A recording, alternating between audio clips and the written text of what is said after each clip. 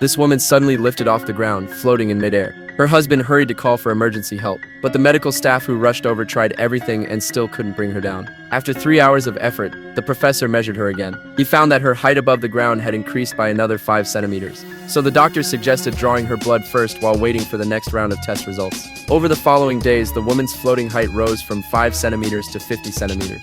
She hovered in the air, unable to do anything. Even eating and going to the bathroom had to be done while suspended. She even had to sleep floating in midair. For such a rare condition, even the doctors couldn't explain the cause. They tried using heavy objects to slow her ascent, but nothing worked.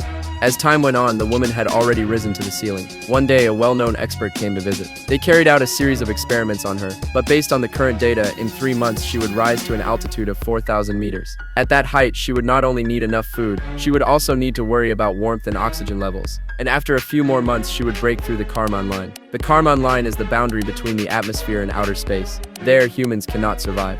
That meant the woman would vanish. Her husband firmly believed there had to be another solution, but with today's technology, the experts could not explain the phenomenon, nor could they find any way to stop it. At present, the only thing the family could do was to make her remaining days more comfortable and peaceful. Hearing this result, the woman was heartbroken. By now, her head was already pressed against the ceiling of their home. Her husband rushed upstairs to break open the roof, just so she could feel a little more at ease. That night, her daughter was asleep. The mother could only gaze at her silently through the floorboards. The next day, half of her body had already risen above the second floor. Her daughter wanted to give up her exams to stay by her side, but the mother grew angry, insisting she must focus on her studies. She told her not to be influenced by her condition. They both cared deeply for each other, but the words they spoke only turned into hurt. That day, when the daughter came home from school, she walked in and saw a rope tied to her mother's ankle. It turned out her father couldn't bear to let her drift away, so he tied her down with the rope.